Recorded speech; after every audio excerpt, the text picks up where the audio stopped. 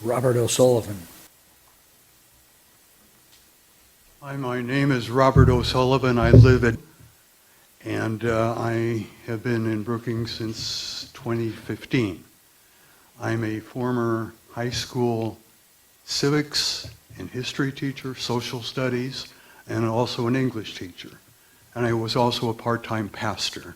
And I think all three of these roles, two hats and a collar, you might think of them as, are really appropriate tonight. Number one, this council made a huge mistake a year ago, or last year, let's put it. And that is somebody didn't do their homework. Because there's some really basic things that should have made someone say, hey, wait, we can't do this. And the reason you couldn't do that is there's a U.S. Constitution, which has in its First Amendment things that are guaranteed. And one thing we must recognize about our history is that our liberty somewhat is based on government staying out of things. And the First Amendment is exactly all about that.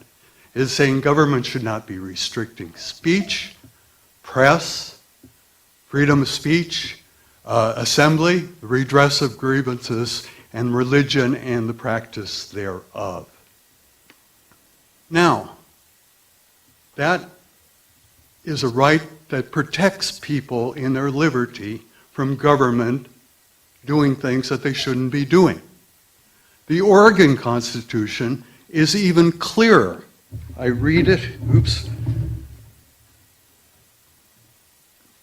Section 2 of Article 1. All men shall be secure in the natural light to worship Almighty God according to the dictates of their consciences. And then, no law shall in any case whatever control the free exercise and enjoyment of religious opinions or interfere with the rights of conscience. That's clear. As a teacher, an English teacher, I would say, don't use superfluous words, extra words, unless you really want to emphasize something. I read those words once again. No law shall in any case whatever control the free exercise and enjoyment of religion. Now maybe the whatever doesn't belong, but how much clearer can it be? And I don't know what went into your making the decisions you made last year, but you should be aware that government shouldn't do certain things, and it certainly shouldn't be a planning committee. What competence do they have that? We shouldn't be considering this. You have no right to tell churches what their ministry should be. That's protected by the U.S. Constitution and by the Oregon Constitution even more clearly.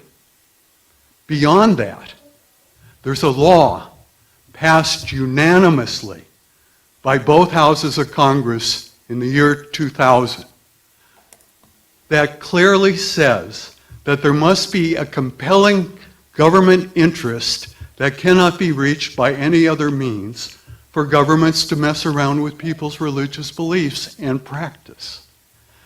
Now, a little background on how that law came about.